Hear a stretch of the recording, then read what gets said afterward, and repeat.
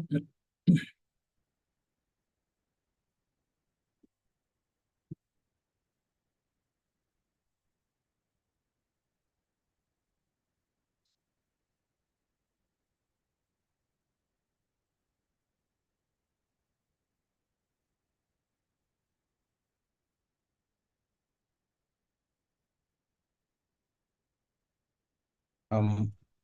we'll start with the Mangala. ओम अज्ञानतिमिरान्धस्य ज्ञानाञ्जनशलाकाय चक्षुरुन्मिलितं येन तस्मै श्रीगुरुवे नमः। श्रीचैतन्यमनोभीष्टं स्थापितं येन भूतले स्वयं रूपगदामयं ददति स्वपदान्तिकं। वन्देऽहं श्रीगुरु श्रीयुतपदकमलं श्रीगुरून् वैष्णवांश्च। श्रीरूपं सागरजातं सागणा रघुनाथान्वितं तं सजीवं साद्वैतं सावधूतं परिजनसहितं कृष्णचैतन्यदेवं श्रीराधाकृष्णपादान् सागणा Lalita श्रीविशाखान्वितंश्च।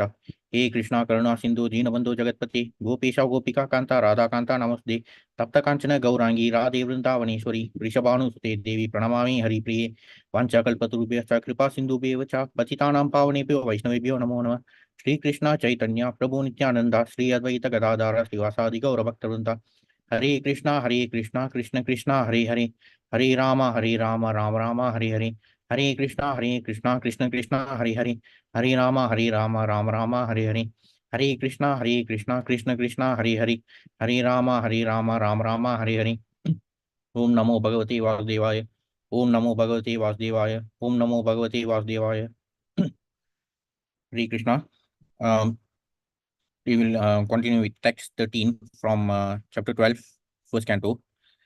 Um, so now it is regarding, in the previous verse, we saw about how Maharaj Parikshit was born with the ideal uh, astrological chart with all the favorable constellation of of stars.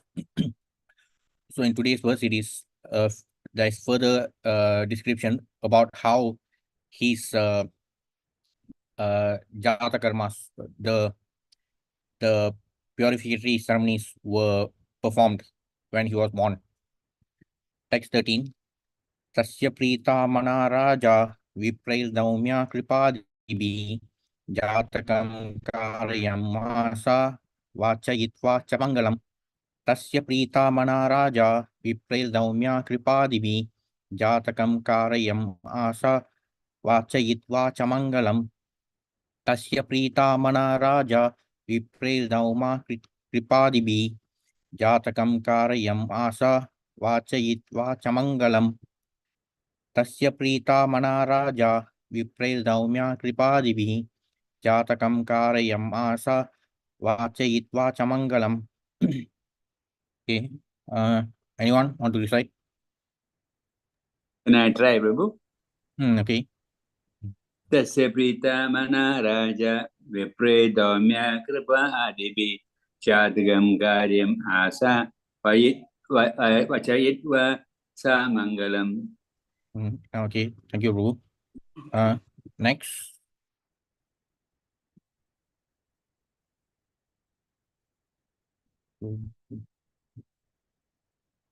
Okay. We'll proceed with the synonyms.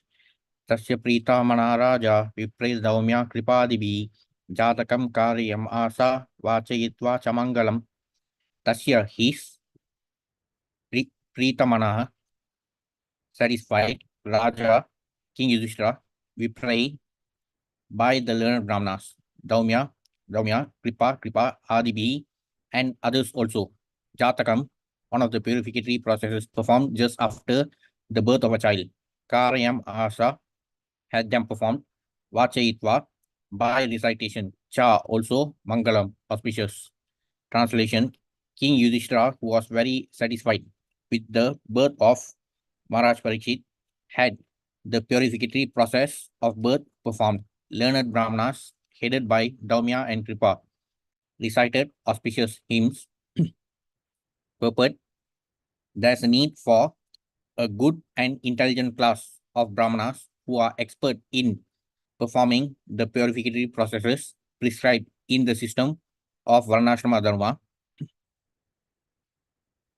Okay, in the Gita, Lord Krishna himself has explained about the Varna system. So Anyone knows in which sloka Lord Krishna talks about the four Varnas? In which sloka of the Gita?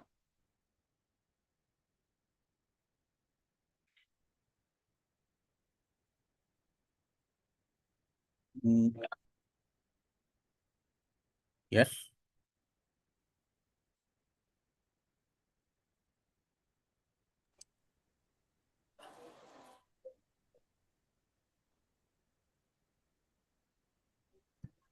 Okay. Lord Krishna talks about the four Varnas in chapter 4, verse 13 of the Gita.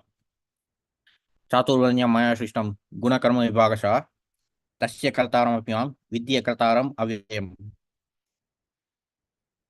According to the three modes of material nature and the work associated with them, the four divisions of human society are created by me. And although I am the creator of the system, you should know that I am yet the non-doer, being unchangeable. So in this verse, Lord Krishna states that the four varnas are based on gunas and karmas, but as Srila Prabhupada explains in the purport, actually we have seen this purport in uh, uh, quite a number of our thematic studies also on Fridays. So in this purport, Srila Prabhupada explains that each varna is related to a specific um, mode of material nature. So like the Brahmanas are associated with the mode of goodness, Kshatriyas with the mode of passion, Vaishyas, they are associated with the mixed modes of passion and ignorance, Shudras with the modes of ignorance, and further details are provided in chapter 18 of the Gita. So, contrary to the popular perception, which was spread by groups with vested interests, the Varna system has got nothing to do with birth. It is clearly related to the gunas and karmas. So even in chapter 18 of the Gita, starting from verse 40 onwards, because in the Gita, we also know that the topic regarding the material modes of nature, it is a very prominent topic in the Gita. Uh, Lord Krishna starts to mention about it from the second chapter itself, and he keeps somehow there are references to the material modes of nature in almost every chapter, starting from chapter 2 itself. There will be some references. Even in chapter 3 of the Gita, there's the reference regarding the mode of passion. Like Arjuna asks Lord Krishna in chapter 3 of the Gita about what causes uh, men uh, to engage in sinful behavior. So Lord Krishna replies that it is due to the contact with the mode of passion. So like that, there's always some reference to the modes of material nature in almost all the chapters. Then even in chapter 14, it is exclusively dedicated to the three modes of material nature. But even after chapter 14, there are further explanation regarding the three modes, like in chapter 17. uh, Chapter 17 is about um, uh, food, food, faith, uh, charity, austerity, and penance. So about these five aspects, according to the three modes. And again, in chapter 18 also, there are many other aspects which have been discussed according to the three modes. So like in chapter 18, there are various aspects like knowledge in the three modes, work in the three modes, worker in the three modes.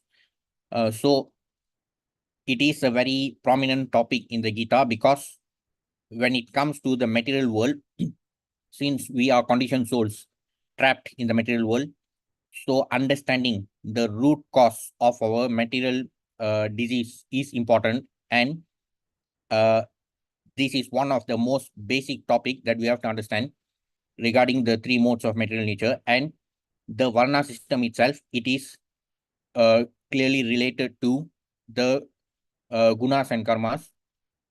So as mentioned by Prabhupada in the purport of 4.13, again in 18.40, Krishna says there is no being existing either here or among the demigods in the higher planetary systems which is freed from these three modes born of material nature. So throughout the material world, in all the three worlds, upper, middle, and lower, in all the three worlds, the conditioned souls are uh, bound by the modes of material nature. So that's why even in chapter 14 of the Gita, there is a reference in verse 10 of chapter 14. Lord Krishna explains that there's always competition between the three modes to gain prominence. Like all the three modes, the three puppeteers, they keep competing against each other to gain control over the conditioned soul. So even for someone who may be situated in the mode of goodness, fully goodness, even for that conditioned soul, there's always the risk of fall down, because the modes of passion and ignorance will be competing with the mode of goodness to drag that soul down. So that's why in chapter 9, also Lord Krishna says that even for a devotee who is sincere in his endeavor, there still may be some accidental and temporary fall down. So for any living entity who is trapped in the material world, we are not exempt from the influence of the three modes, whether it is in the even in the higher world, in the upper planetary systems. So that's why even in chapter 14, in another verse, it is stated that even for those who lead their lives in the mode of goodness, pure, fully in the mode of goodness, we cannot say pure goodness, because pure goodness has another meaning. Like it is the condition of Sujya Sattva, like being transcendental, means transcending even the mode of goodness. So even for someone who may be fully in the mode of goodness, such a person can only elevate himself to the upper planetary systems, to Swargaloka. But even Swargaloka itself is still below Satyaloka, the abode of Lord Brahma, and even Lord Brahma himself is not free from the influence of the material universe. So all the living entities in the material universe, we are all bound by the influence of the three modes, and that's why the Varna system is actually a material designation based on these three modes. In 18.41, Lord Krishna says, Brahmanas, Kshatriyas, Vaishyas, and Shudras are distinguished by the qualities born of their own natures in accordance with the material modes, O chastiser of the enemy.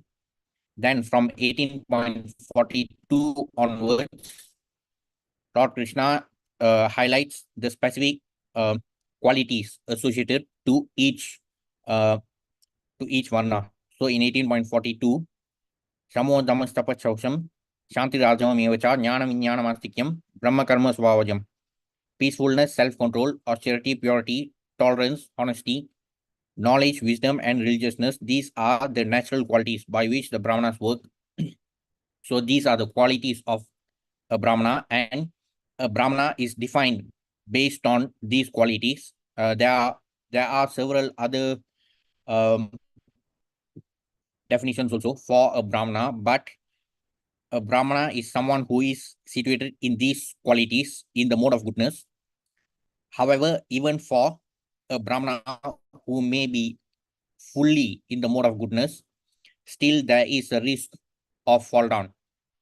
For example, the case of Ajamila, though he was born in a Brahmana family and he was also brought up as a Brahmana, still there was the risk of fall down. Actually, not just risk, he did experience a fall down. So that is why the Supreme Lord has made it very clear in chapter 14 itself. In chapter 14 of the Gita, the Supreme Lord talks about the three modes. He highlights that there will always be competition among the three modes, and therefore in 14.26, the Supreme Lord made it very clear that those who are uh, those who are engaged in devotional service can transcend the three modes. So even for someone who may be fully in the mode of goodness, like a Brahmana, for such a person, it is best if he further engages in devotional service to transcend even the mode of goodness. So even goodness is not good enough because there is the risk of fall down. So the Supreme Lord specifically mentions in 14.26, Mam Cheva Vyabhicharena Bhakti Yogena Sevate. He specifically mentions Bhakti Yoga. So that is how one can transcend the three modes. And for even for someone who may be situated totally in the mode of goodness alone, even for such a person, he can only elevate himself to the upper planetary systems like Swargaloka. But for anyone who wants to liberate himself to the spiritual world, so such a person has to be engaged in undeviated devotional service to attain the spiritual world. So the Brahmanas, these are like the minimum requirements for a Brahmana. But even for a Brahmana, he should not be merely satisfied by being situated in these uh, qualities in the mode of goodness. Even for a Brahmana, it is best for him to transcend to the level of Vaishnava. Uh, so similarly, in uh, verse 43 and 44, Lord Krishna has given the qualities of a Kshatriya in verse 43, and in verse 44, it is about the um, the qualities of Vaishyas and Shudras. So in 18.44, the business of Vaishyas, farming, cow protection, and business are the natural work for the Vaishyas. So specifically, Krishna is using the term Gau Raksha specifically for the Vaishyas. So this is supposed to be the ideal Varna system. So based on the authentic scriptures, it is clearly proven that the Varna system has got nothing to do with birth, but due to the malicious propaganda of uh, groups with vested interests, those who are so desperate to satisfy their foreign paymasters, they often propagate this malicious propaganda that Hinduism advocates division by birth, but they won't talk about divisions in other religions because they know what happens if they talk about other religions. But the sad thing is that most Hindus are not able to counter this malicious propaganda because they do not have knowledge of the authentic scriptures, and therefore they are like helpless. So simply by studying the authentic scriptures, especially the Bhagavad Gita as it is and Srila Prabhupada's purport, we can know the truth. And regarding the Varnashrama system itself, there are two components to the Varnashrama system. First is the Varna system, and it is followed by the ashrama system, the 4 ashramas, and it still comes under dharma, meaning it still refers to the occupation aspect. So it is meant to be non-sectarian, and that's why, regardless uh, whether people like it or not, no matter how much people try to oppose the Varna system, it is there in all the countries, because in all the countries there are uh, defense forces, there are business people, there are also the labor class. So whether they like it or not, it is already there. But for no reason, out of their sheer ignorance, they are saying that they are trying to propagate malicious propaganda against the Varnashrama system. But it is only due to their uh, ill-informedness, or maybe they have other malicious agenda. But simply by studying the authentic scriptures, we can know the truth and curb this malicious propaganda. So it has been clearly proven that a Brahmana is someone who uh, can only be judged based on his qualities. He has to be engaged in a certain profession. Mainly the main function of a Brahmana is to propagate Brahma Vidya, Brahma Janati Brahmana. So the main task of a Brahmana is to uh, propagate knowledge about uh, Brahman, meaning the spiritual knowledge, and that's why he occupies an exalted position in the society.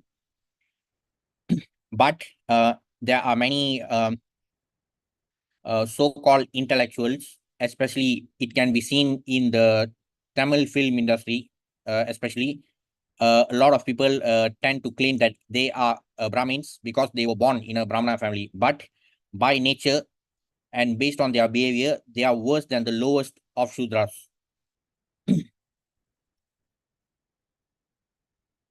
So unless such purificatory processes are performed, there is no possibility of good population. And in the age of Kali, the population all over the world is of Shudra quality, or for or lower for want of uh, this purificatory process. So as I just mentioned, like those certain individuals from the Tamil film industry, so they claim to be Brahmanas simply because the way they identify themselves. They say that they are Brahmanas simply because they were born in a Brahmana family. So that itself shows that they are lower than the Shudras in terms of their knowledge. So this can also be seen as another effect of the advancement of Kali as predicted under the chapter in 12th canto of the Bhagavatam, titled Symptoms of Kali Yuga, because it has already been stated in the 12th canto regarding the symptoms of Kali Yuga that in Kali Yuga, most Brahmanas can only be identified based on their uh, sacred thread. So such people, they'll be claiming that they are Brahmanas by showing off their sacred thread. And interestingly, that has also been observed in the political scene of Bharat, where uh, a, a certain dynasty, which has been ruling Bharat for 5 to 6 decades, they whenever they want, whenever they are going for election campaigns, they'll be showing off their sacred thread, and then they claim that they belong to the Brahmana family. But in some other videos, they'll also be showing off their uh, non-veg cooking recipes. So these are the type of people who claim to be Brahmanas in the age of Kali. So uh, as mentioned in this purport, unless such purificatory processes are performed, there is no possibility of good population. So already we are seeing the effect of Kali Yuga, and for this type of people, even the purificatory processes won't be enough to purify these kind of people. It is not possible, however, to revive the Vedic process of purification in this age for want of proper facilities and good brahmanas. But there is the Pancharatrika system also recommended for this age. The Pancharatrika system acts on the Shudra class of men, supposedly the population of the Kali Yuga. There's also a shloka which says, Janma Jayate Shudra. So by birth, every person is a Shudra, because we are like, even when we are born, we we are born like as mentioned by Lord Krishna, the varna of a person is clearly based on gunas and karmas. So merely because someone is born in a certain family, the varna of that person cannot be determined by birth. It has to come from the training and also how the person was nurtured, and also based on the qualities that are prominent in that person. So simply because someone was born in a lower varna family, so that doesn't mean that that person will remain in that position. There are many examples of our great sages who were born in families of the lower varnas, but today studying the we are studying their instructions, whether it is Narada Muni or Valmiki Muni or Vyasadev. So by birth, they were all born in the lower Varna families, but due to uh, the mercy of the Supreme Lord, they were empowered by the Supreme Lord, and uh,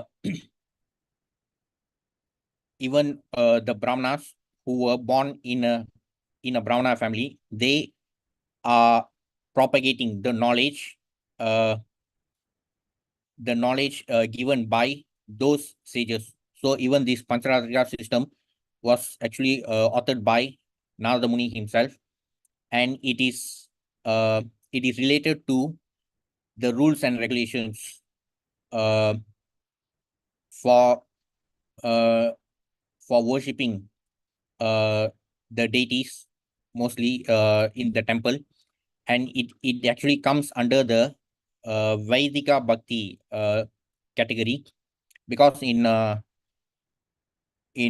scriptures like Nectar of Devotion, and also in some parts in Nectar of Instruction, we can see the categorization of bhakti. So there is the Vaidika Bhakti and also Raganuga Bhakti. Vaidika Bhakti belongs to the process of bhakti which comes based on rules and regulations. So mainly for neophytes who uh, have just taken up spiritual practice and devotional service, for them the Pancharatrika system provides all the rules and regulations that they have to follow, especially when it comes to worshipping the deity. So that is like the preliminary category of bhakti. However, Raganuga Bhakti uh, is like the topmost category of bhakti, where everything that is done by the devotee comes spontaneously. It is not from a rule book. So the bhakti of the residents of Vrindavan, the Gopas and Gopis, they their bhakti is regarded as Raganuga Bhakti, which comes spontaneously. But for uh, the the lesser the devotees who are in the uh, lower category, because the Raganuga Bhakti of the Brajvasis, that is no doubt the topmost. So uh, we can never go near them. But for devotees who are still in the neophyte stage. So the Pancharatrika system, it acts as the rule book or the guidebook to guide the neophyte devotees about how they should perform devotional service. Such a purificatory process is allowed only for spiritual upliftment and not for any other purpose. Spiritual upliftment is never conditioned by higher or lower parentage. So this simply means that since we are all spirit souls, the Supreme Lord regards us as spirit souls, and we are all equal to Him. To Him, we are all equal. As He Himself says in chapter 9, Samam Sarveshu Bhuteshu, Ame Deshu Asina Priyaha. So, in order to attain devotional service to the Supreme Lord in the spiritual world, anyone can become qualified, and it has got nothing to do with the higher or lower parentage. So, as mentioned earlier, in Kali Yuga, even those who are born in so-called Brahmana families, based on their behavior, based on their gunas and karmas, they only end up being lower than the Shudras. So it has got nothing to do with parentage. So spirituality and devotional service, it has got nothing to do with the material designations. As the Supreme Lord Himself says in Gita 9.32, anyone who takes shelter under Him is qualified for liberation. After the Garbhadana purificatory process, there are certain other samskaras like Simanto Nayana, Sada Bhakshanam, etc. during the period of pregnancy. And when the child is born, the first purificatory process is Jata Karma. This was performed duly by Maharaj Yudhishthira with the help of good and learned Brahmanas like Daumya, the royal priest, and Kripacharya, who was not only a priest but also a great general. Both these learned and perfect priests, assisted by other good Brahmanas, were employed by Maharaj Yudhishthira to perform the ceremony. Therefore, all the samskaras, purificatory processes, are not mere formalities or social functions only, but they are all for practical purposes and can be successfully performed by expert Brahmanas like Daumya and Kripa. Such Brahmanas are not only rare but also not available in this age, and therefore, for the purpose of spiritual upliftment in this fallen age, the Goswamis prefer the purificatory processes under Pancharatrika formulas to the Vedic rites. Kripacharya is the son of the great Rishi Salvan and was born in the family of Gautama. The birth is said to be accidental. By chance, the great Rishi Salvan met Janapadi, a famous society girl of heaven, and the Rishi Salvan discharged semen in two parts. By one part, immediately a male child, and by the other part, a female child were born as twins. The male child was later known as Kripa, and the female child was known as Kripi. So this Kripi was the wife of Dronacharya. Maharaj Shantanu, while engaged in chase in the jungle, picked up the children and brought them up to the Brahminical status by the proper purificatory process. Kripacharya later became a great general like Dronacharya, and his sister was married to Dronacharya. Kripacharya later on took part in the battle of Kurukshetra and joined the party of Duryodhana. Kripacharya helped kill Abhimanyu, the father of Maharaj Parikshit, but he was still held in esteem by the family of the Pandavas due to his being as great a Brahmana as Dronacharya. So as we have seen in the earlier chapter also, like in chapter 7 or 8 of the first canto, even when Arjuna was about to kill Ashwatthama, even at that stage, Draupadi would stop him, saying that he belongs to a Brahmana family and therefore he should be spared. And finally, he was not killed, but he was uh, like disrespected, and it was equivalent to actually killing him. But even during that time, uh, Draupadi would say that she doesn't want the mother of Ashwatthama, that is Kripi. She says that Draupadi would say that she doesn't want uh, the mother of Ashwatthama to suffer like her after losing her son. So that was the exalted position of the Pandavas, being the exalted devotees of the Supreme Lord. He was still held in esteem by the family of the Pandavas due to his being as great a Brahmana as Dronacharya.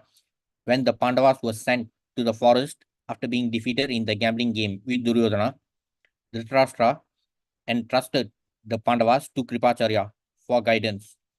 After the end of the battle, Kripacharya again became a member of the royal assembly, and he was called during the birth of Maharaj Parikshit for recitation of auspicious Vedic hymns to make the ceremony successful.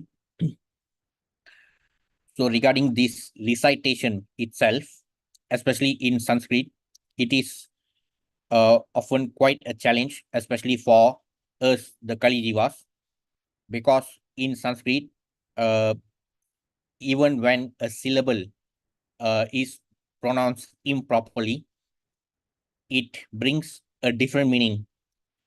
Like in Gita 5.18,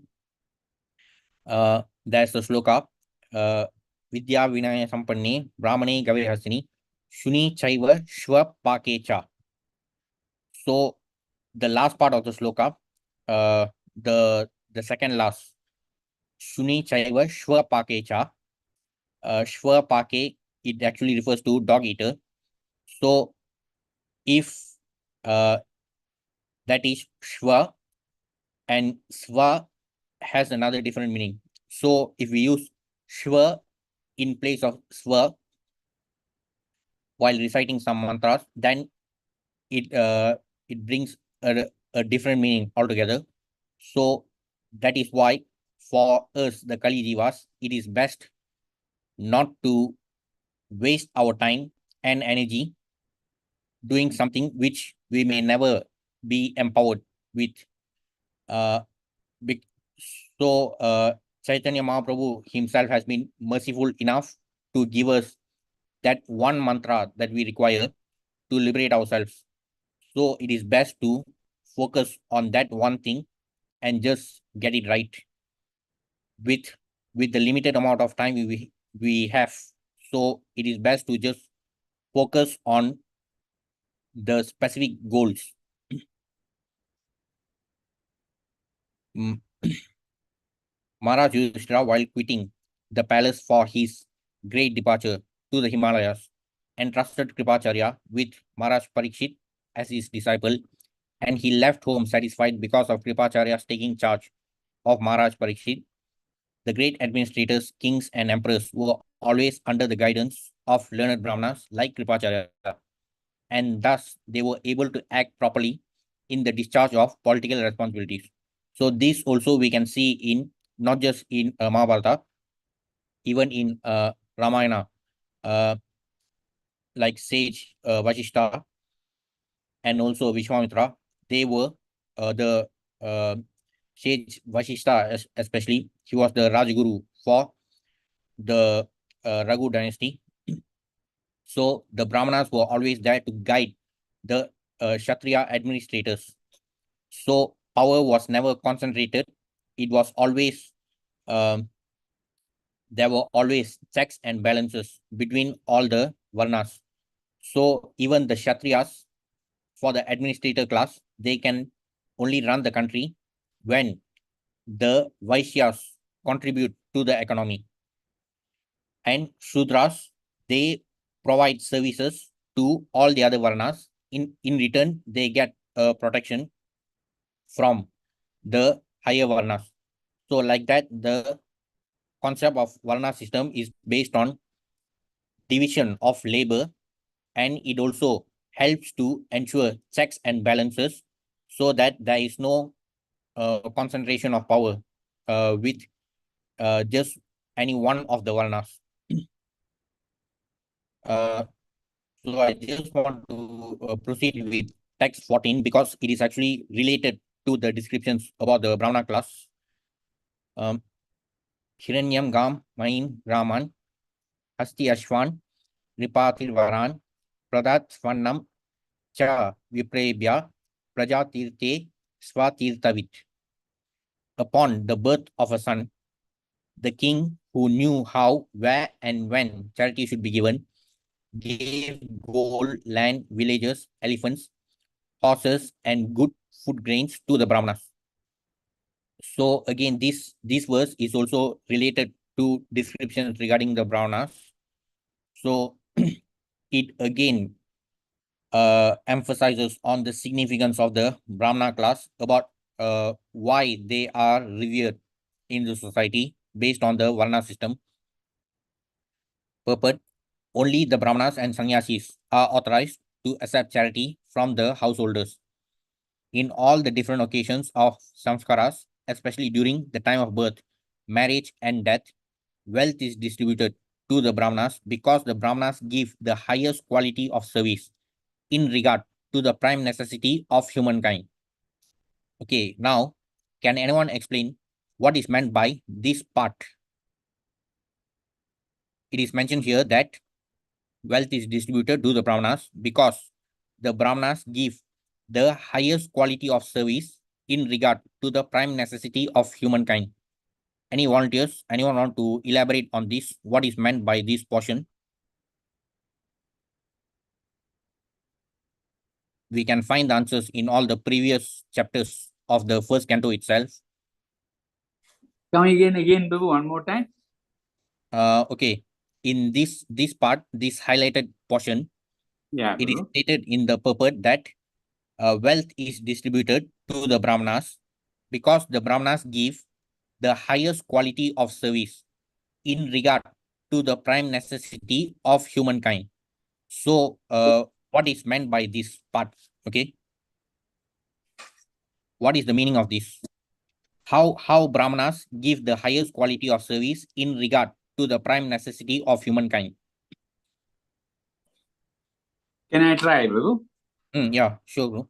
Because their main work is to study about Brahman, Babu. Yeah. And then through them only we know about Lord Krishna, who is the Mm. acceptor of all sacrifices and charity. So Okay. it is through them that all this, if you free the Brahmanas, it's just like feeding Lord Krishna. Yeah, thank you, Prabhu. Very nice. Really, you have mentioned the right point. Yeah. So, in the earlier chapters also, in chapter 2 of the first canto of Bhagavatam, in 1.2.6, in chapter 2, verse 6, there's a shloka which says, Savai pumsam parodharmo yado bhaktir adoksaje ahai tuki apratiyata yayatma suprasidati. So in that verse, it is mentioned that the supreme occupation, Savai pumsam parodharmo, the supreme occupation, and pumsam refers to human beings, especially. Though devotional service is, anyone can be qualified uh, to be engaged in devotional service, but only we, the human beings, out of the 84 lakh material bodies, only we, the human beings, have the ability, especially in this Madhya Loka, only we are empowered to actually engage in spiritual inquiry. And from there, it culminates, it should culminate in devotional service. So even from the point of self-realization, as we have seen even in the book reading session from the book Beyond Birth and Death, so far we have seen regarding self-realization, the first step in self-realization is to realize the self, to realize that the self, we are the self, meaning the spirit soul, not the material body. So that is still just the first step. The inquiry should culminate in the ultimate uh, aim, or the summum bonum. So once we understand that we are not the material body, then we keep on inquiring and we will come to understand our origin. So even that has been clearly mentioned by the Supreme Lord Krishna in Gita 15.7, where he says, Mame Vamso Jivoloke Jiv Bhuta Sanatana, that we are all living entities are his eternal fragmental parts. So every living entity, all the spirit souls are parts and parcels of the Supreme Lord. But only we who are in the human form currently, only we have the ability to be engaged in devotional service. So this is a very wonderful opportunity that we have attained in this birth. And the prime necessity of humankind, as mentioned here, is to uh, to be engaged in spiritual inquiry. First of all, we have to inquire about our current position. Then, even after realizing that we are not this material body, that we are spirit souls, then it should culminate in devotional service. It is not enough if we simply realize that okay, we are spirit souls, and then we do nothing, or we imagine about merging with some light. So even that would be a total waste of time. Like it would be a completely wasted spiritual journey. So only with only by the service of the Brahmana community, uh, as mentioned earlier, Brahma Jana iti Brahmana, they are engaged in the their main business is to provide knowledge about Brahman, Brahma Vidya, or spiritual knowledge. And though there are many other branches of knowledge in the about the material field, none of those knowledge can solve our problems, as Lord Krishna himself explains in chapter 13 of the Gita, in these verses from verse 8 to 12. In chapter 13 of the Gita, Lord Krishna talks about 20 aspects of knowledge, because this chapter 13, it begins with a question by Arjuna. So Arjuna asks Lord Krishna to explain regarding 6 specific subject matters. He asks regarding uh, Prakriti Purusha, Kshetra, Kshetrajna, Jnanam, Nyayam. So Jnanam, Nyayam, knowledge and object of knowledge. So in these verses, from verse 8 to 12 of chapter 13 of the Gita, Lord Krishna talks about 20 aspects of knowledge. So he has given the list of all the important aspects, and apart from this, everything else is regarded as ignorance. And in this list, we can clearly see a lot of important aspects like approaching a bona fide spiritual master, acharya upasanam, and also this perception of the evil of birth, death, old age, and disease. Janma mrityu jara vyadhi dukkha doshanu darshanam. So these are the uh, real aspects of knowledge. So a, a person who is a person can only be considered knowledgeable only if the person is well versed in these topics. So also there's another aspect like accepting the importance of self-realization and philosophical search for the absolute truth. So even um, for those who realize the self, for those who realize that they are spirit souls, not the material body, that is just the first step. Still, it should culminate in the higher realization in terms of realizing the absolute truth. And as we know, the topmost realization of the absolute truth is the Bhagavan realization.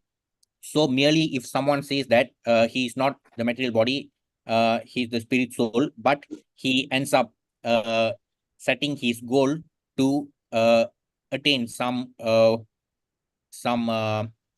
place of full of voidness, or maybe just a place full of light, without realizing the absolute truth. So even that would be a complete waste of time. So this human birth is a very rare opportunity. So that's why it is important to understand what is knowledge.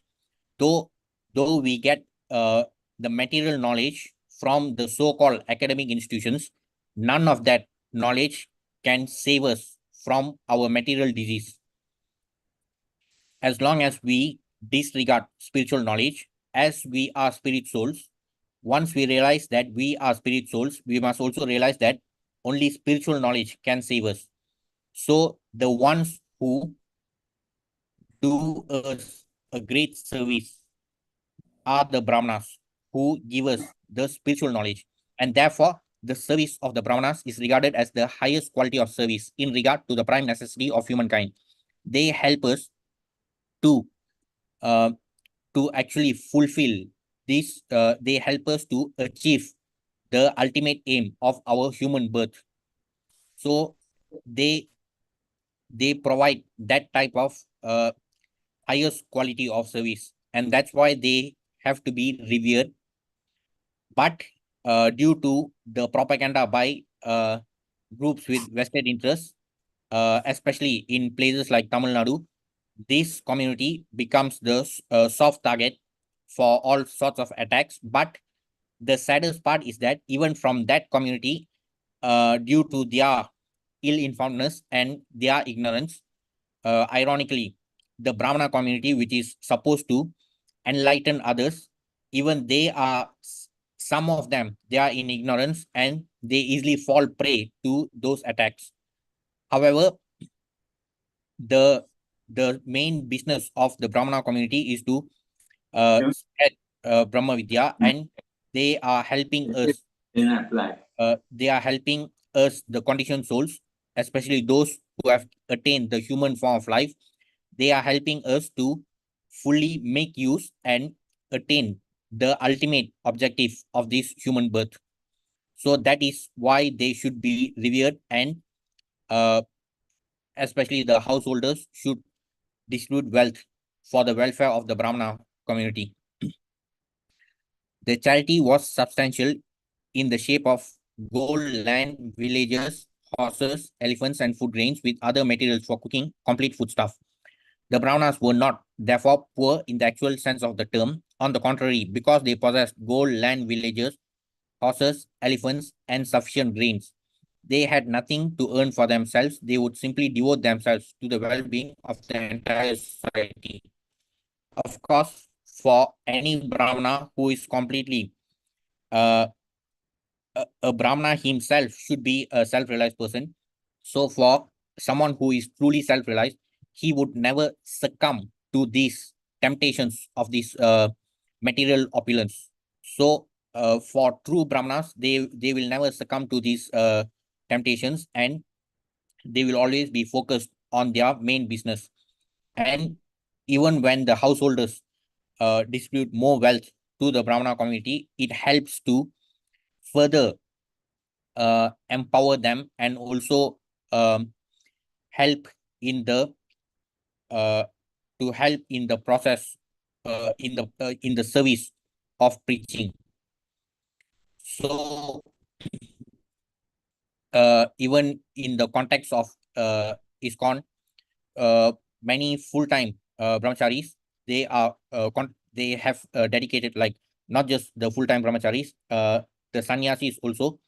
uh, the sannyasis, they also came from the stage of brahmacharis. So they have dedicated their lives for the purpose of preaching the message of Lord Krishna, which is the true spiritual knowledge, which can completely liberate us, the conditioned souls. So the householder community should empower the Brahmana community so that they can further uh, take their preaching activities to a larger scale, and it would ultimately benefit the entire world. So that is why the Brahmanas are regarded as uh, they are regarded as a very exalted Varna, due to their contribution in terms of helping us realize the main purpose of our life. So even for the householders, the more they are absorbed in spiritual knowledge, so they, apart from liberating themselves, they can also contribute to the process of preaching by donating more charity for the purpose of preaching. The word Tirtavit is significant because the king knew well where and when charity has to be given. Charity is never unproductive or blind. In the Shastras, charity was offered to persons who deserve to accept charity by dint of spiritual enlightenment. So, even when we talk about charity, it is best if we consider charity which is related to preaching activities, especially when charity is given to Brahmanas who are engaged in preaching the message of Lord Krishna. So that charity is truly worthy of being given away.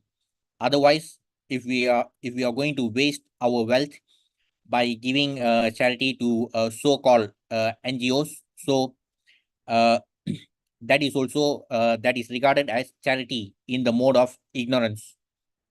So that is also available in chapter 17 of the Gita, because in chapter 17 there are 5 aspects. Lord Krishna talks about 5 aspects according to the 3 modes. The 5 aspects, namely food, faith, charity, austerity, and penance. So regarding charity, there are several verses from chapter 17 of the Gita regarding charity itself. So like in verses 20 to 22. So in these verses, Lord Krishna has explained about what is the charity in the mode of goodness, the charity in the mode of passion, and charity in the mode of ignorance. Charity performed at an impure place, at an improper time, to unworthy persons, or without proper attention and respect, is said to be in the mode of ignorance. So charity given to unworthy persons, uh, if we actually waste our material wealth by giving charity which is unworthy, because the biggest form of charity which we can do for other conditioned souls is to liberate them from their suffering in this material world, and that can only happen when we give charity to preaching activities. So merely by giving them food, that will not liberate them from their material misery, because not everyone can be like Narada Muni, though it might help to a certain extent, but not everyone in this Kali Yuga can become Narada Muni. So merely by giving them food, it may not be enough to purify them.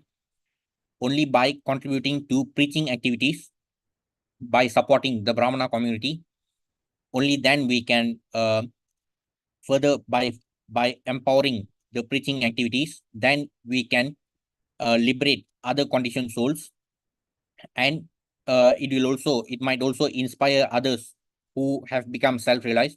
So even they themselves might be willing to participate in preaching activities. So like that, we can by giving charity to such activities, uh, apart from liberating ourselves from this material misery, we are also helping other conditioned souls to liberate themselves from this material world. So only such charity is truly worthy to be given away, and therefore giving charity to the Brahmana community, especially those who are involved in preaching, so it helps to liberate more conditioned souls in the material world. In the Shastras, charity was offered to persons who deserve to accept charity by dint of spiritual enlightenment. The so-called Daridra Narayana, a misconception of the Supreme Lord by unauthorized persons, is never to be found in the Shastras as the object of charity, nor can a wretched poor man receive much munificent charity in the way of horses, elephants, land, and villages.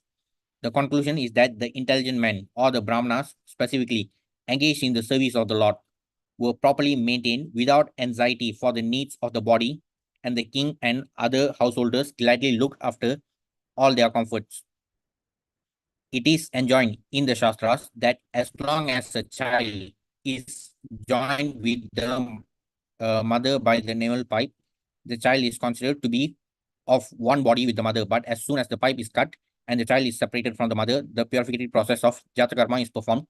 The administrative demigods and past forefathers of the family come to see a newly born child, and such an occasion is specifically accepted as the proper time for distributing wealth to the right persons productively for the spiritual advancement of society.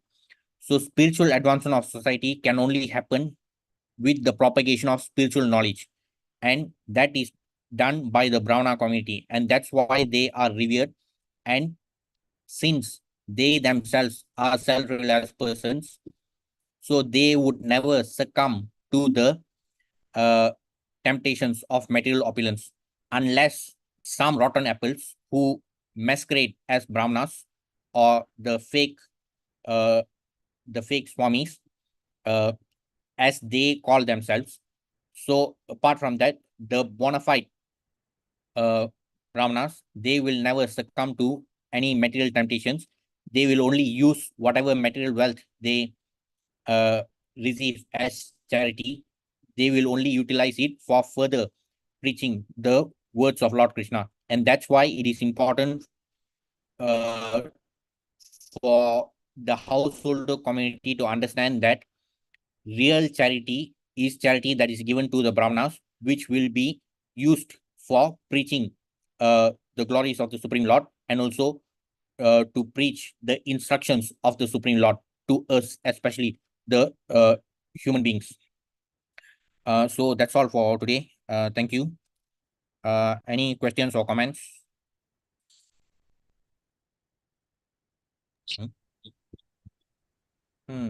Yes, Parishit Prabhu.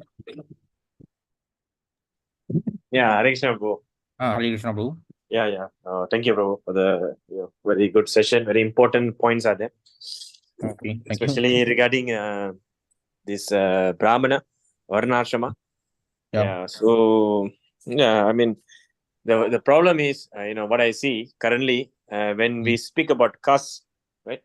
When we speak about caste system, so immediately some of the liberal Indians, the liberal Hindus, they deny that. They deny the caste system in the, our culture. They said everything is equal, so there's no such thing as caste in our scripture. There are some people are like that. They deny it and they say everything is equal.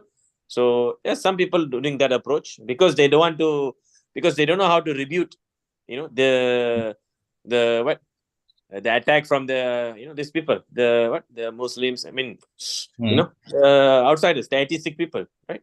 Oh, they are attacking us, that you people are caste. So that's why they're converting. So so here everything is same. Right. So now we have Indians who deny also. And we don't know, as you said, we don't know how to counter. Right. When someone asks why there's why there's some what do you call that? There is some discrimination. Right. So how do you going to answer this? Right. So this is our real problem. So I think that's how we by seeing the Bhagavatam verses and Bhagavad Gita verses, we can understand. Krishna clearly says Chaturvarnyam Maya system, right, Prabhu? So basically, Guna Karma Vibhagashaha. So this caste, this someone's varna is depends on guna and karma. Guna and karma means your guna is your qualities and karma is your action. So if your action is like a Brahmana, then you are Brahmana. So if action is like a businessman, so even though you're coming from the family of Brahmana, but you're actually a Vaishya. Like the example you gave, like we have a lot of even actors who wear the Brahminical thread. We can see some actors, during some function. I've seen, they say they're coming from the Brahminical family, so they wear the thread and they do some puja. But they are actor. So how do you understand this? So their family lineage is Brahmana, but their guna karma is what? Is actually Shudra, right? Because they are acting is Shudra. Essentially, that is something like, Shudra will be maybe even lower than that. So you cannot call yourself Brahmana. Same time you're wearing the Brahmanical threat, and the same time you're also acting and taking meat and taking, liquor. So the problem is you should understand this very carefully. So your varna is based on your guna and karma. Yeah, but another important point is also we cannot reject this birth entirely. You see, birth plays a factor. It gives you a conducive environment to cultivate the particular guna and karma. So if someone is born in a Brahminical family, he is most likely to have that nature. Agreed, not Prabhu? If someone is born in a businessman's family, he is most likely to inherit the nature. Yeah, but even birth is also important. So when you're getting a Brahmana birth, that means, yeah, it is good. You're giving more opportunity to get the qualities. But ultimately, the thing to be seen is your guna and karma. So that is a point here. Why I'm telling this? Because Prabhu, even if you see into the, if you go into the India, even, I've seen, recently the talk by this Swami, he's from Sri Sampradaya. சுவாமிகள் பேசினாரு, உங்களுக்கு கண்டிப்பா தெரிஞ்சிருக்கும், இப்போ famous அவர் யூடியூப்ல. So actually அவர் own 1 hour lecture போட்டாரு. He put a 1 hour lecture to justify that actually Varna is only based on birth. His name, does it start from V? Yeah. I think yeah. He's actually, he's quite good. He refer from Shastra and here and there, but he justified the whole lecture based on, if you want to become a Brahmana, according to him is, okay, you take another birth of Brahmana, then you can become a Brahmana. Otherwise, you can never become a Brahmana. So this is just 10, Prabhu. So how are you going to understand this? So this is also within the Sampradaya. Talking about within our Vaishnava Sampradaya. So all these things are there. So that is why we must be very clear on our, our understanding of Bhagavad Gita and Bhagavatam. Prabhupada gives very clear purport. Guna karma based on guna and karma. But same time, the birth is also important to help you to cultivate the nature. Right? So you must not ignore the birth also, you see. But it is the most important quality we're going to see is the guna and karma. Saringla Prabhu. I just want to share on that, Prabhu, because it's a very important thing. And other practical things we can see here, Prabhu. You see now, you're speaking just now. Prabhu gives charity to Brahmana, isn't it? So we can theoretically speak this. But do you see the current situation right now? When we invite a Brahmana, let's example, we invite a Brahmana to do the Namakarana. We sometimes we don't even wish to pay generously also. That is one point from our side. And and another side is that from the Brahmana side, they, because of our ignorance, we, some people, they don't even pay the Brahmanas or don't even, charity the Brahmana enough. So Brahmana are compensating and they are setting a price. That is also wrong, actually. According to Shastra, Brahmana never sets a price for any service. This is the Shastram padi. Correct, not Prabhu? So let's say if a Brahmana you're inviting, Prabhu, please come for, I want you to become the, priest for my marriage. Vivaha Yagya, right? One of the samskara. So when the Brahmana comes, he will tell, okay, Prabhu, I need all these items to be ready, and I need all these things to be ready. And he will come and he will do the marriage ceremony for you. And he doesn't set any price. Prabhu, okay, marriage ceremony, package A, package B, and package C, in the extra homam pannuven. So that is already gone. Business. Quotation. Isn't it? Quotation. Right? So Prabhu, okay, it is 650, it is 250. So that is not even a Brahmanical quality, actually. So from the Brahmana side of point of view, they have to understand this. And same time, you see, when the Brahmanas, they don't ask money, we take advantage. இவர் ஒன்னும் கேட்க மாட்டாரு, அப்ப நம்ம வந்து we give him the low. இதுவும் பிரச்சனை தான் பிரபு. So both side நம்ம பார்க்கணும். We cannot say that பாருங்க பிராமணா காசு கேட்கறாங்க, ஞான் காசு கேட்கறாங்க, ஞானா நம்ம அந்த மாதிரி வச்சிருக்கோம், காசு கொடுக்க மாட்டோம். We don't even give them anything. Cinema, astro, சின்ன கடை சாப்பிட்டதெல்லாம் நம்ம காசு விளையாப்போம். ஆனா எக்ஸாம்பிள் சொல்றேன் பாருங்க, என்னத்துக்கோ காசு செலவு பண்ணுவோம். ஆனா ஒரு பிராமணருக்கு கொடுக்கணும் வரும்போது மனசு வராது. So both sides we have to rectify on these things, Prabhu. So I feel it's very important because I have rarely seen such a Brahmana who don't accept the payment, but it is there. Even one of the example is I can say is during my marriage, the Prabhu is a Brahmana and he didn't even ask a single payment from us. This is how a Brahmana should be, So that's what I can remember, when I did my Vivaha Yagya.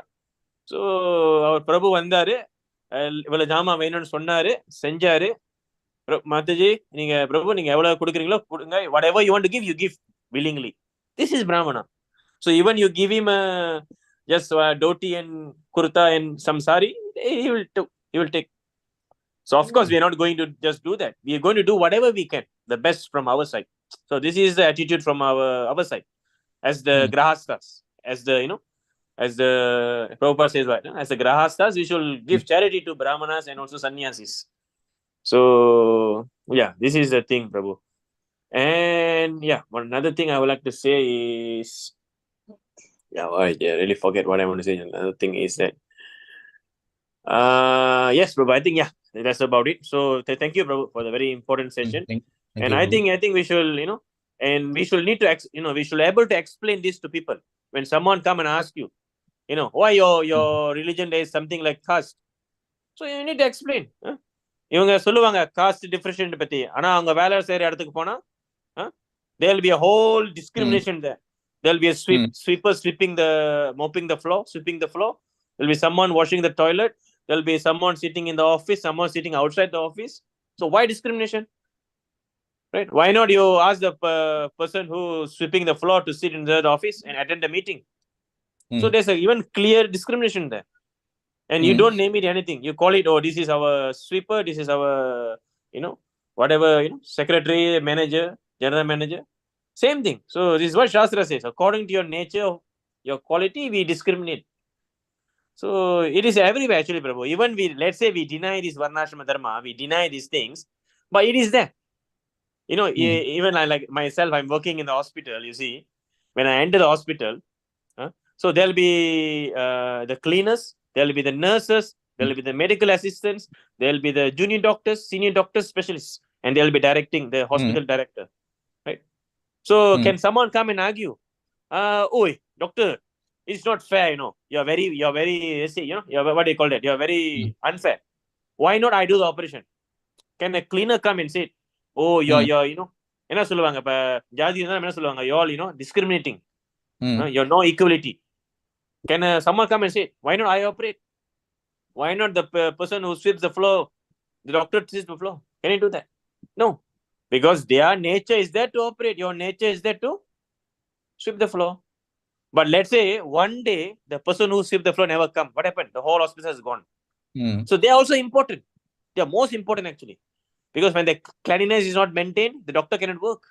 The patient will get sick. So you see, everything is depending on each other. This is a system explained by Krishna. Varnashrama Dharma. Right, Prabhu? This is just my opinion. The example, whenever you go, even in your working place, there are discrimination. So you don't tell me, in Bhagavad Gita, Krishna is discriminating. We are discriminating people. So this is a fact. Right? So yes, Prabhu. I think actually that is only not to say they are ignorance, but there's this saying that we can never wake up a person who is pretending to sleep. Yes, so yes. even when we give the references, so they still won't accept. So maybe next time, if any of your hospital colleagues, if they talk about discrimination in Hinduism, so you just ask them to park their own car at the Pangaras parking. No discrimination. So you tell them to do that. Yeah. Take the Pangaras parking. Yeah. So the same thing, the same politician in Tamil Nadu who holds the mic and tell we should abolish Sanatana Dharma because they are all, based on racial discrimination. We cannot enter into temple. The same fellow, when he go back, he will have a servant who even cannot enter his house. So there's a servant outside, servant there. The same puller will have so much of discrimination among people. Huh? So this is the irony, as you say, this is the irony. So yes, Prabhu. So I think this thing is very important. We should know how to counter argue, make a counter argument for these people, and we should preach to people. We should accept the fact of Varnashrama, right? And another amazing thing, you see, even among even among the human society, we have discrimination. We have different classes of humans, right? So yes, so what I'm making a point here, so there's all different. So same, like not everything is same, right? Even if you don't accept Varnashrama Dharma, still the difference will be there, right? Yeah. So this is the fact we have to digest. So yes, Prabhu. Hare Krishna. Thank you. Hare Krishna. Thank you, Prabhu. Okay. Thank Thank you. you.